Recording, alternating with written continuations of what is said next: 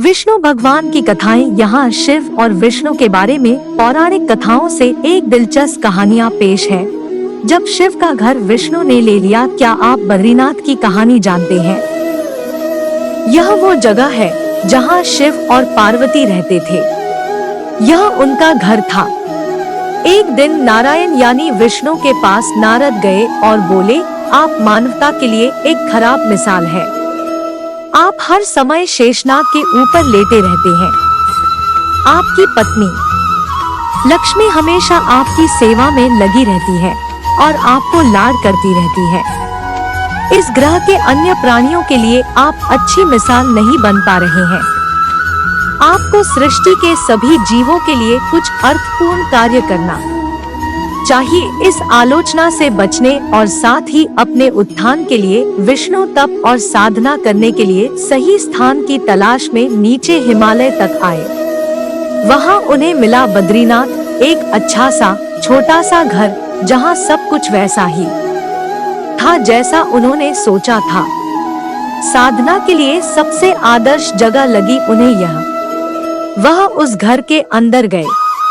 घुसते ही उन्हें पता चल गया कि यह तो शिव का निवास है और वह तो बड़े खतरनाक व्यक्ति हैं। अगर उन्हें गुस्सा आ गया तो वह आपका ही नहीं खुद का भी गला काट सकते हैं। ऐसे में नारायण ने खुद को एक छोटे से बच्चे के रूप में बदल लिया और घर के सामने बैठ गए। उस वक्त शिव और पार्वती बाहर कहीं टहलने गए थे। जब वे घर वापस लौटे तो उन्होंने देखा कि एक छोटा सा बच्चा जोर जोर से रो रहा है। पार्वती को दया आ गई। उन्होंने बच्चे को उठाने की कोशिश की। शिव ने पार्वती को रोकते हुए कहा, इस बच्चे को मत छूना। पार्वती ने कहा, कितने क्रूर हैं आप, कैसी नासमझी की बात कर रहे हैं। मैं तो इस बच्चे को उठाने जा रही हूँ, देखिए तो कैसे रो रहा है। शिव बोले, जो तुम देख रही हो उस पर भरोसा मत करो।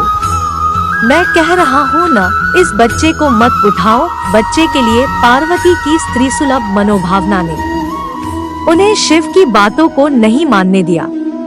उन्होंने कहा, आप कुछ भी कहें, मुझे कोई फर्क नहीं पड़ता। मेरे अंदर की माँ बच्चे को इस तरह रोते नहीं देख सकती। मैं तो इस बच्चे को जरूर उठाऊंगी। और यह कहकर उन्होंने बच्चे को उठाकर अपनी गोद में ले लिया। बच्चा पार्वती की गोद में आराम से था और शिव की तरफ बहुत ही खुश होकर देख रहा था। शिव इसका नतीजा जानते थे, लेकिन करे तो क्या करें। इसलिए उन्होंने कहा, ठीक है, चलो देखते हैं क्या होता है। पार्वती ने बच्चे को खिला पिला कर चुप किया और वहीं घर पर छोड़कर खुद शिव के साथ गर्म पानी से स्नान के लिए बाहर चली गई। वहां पर गर्म पानी के कुंड है, उसी कुंड पर स्नान के लिए शिव पार्वती चले गए। लौटकर आए तो देखा कि घर अंदर से बंद था। शिव तो जानते ही थे कि अब खेल शुरू हो गया है। पार्वती हैरान थी कि आखिर दरवाजा किसने बंद किया। शिव बोले, मैंने कहा था ना, इस बच्चे को मत उठाना।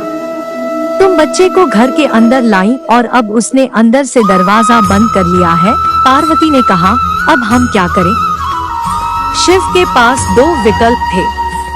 एक, जो भी उनके सामने है उसे जलाकर भस्म कर दे, और दूसरा, वे वहां से चले जाएं और कोई और रास्ता ढूंढ ले।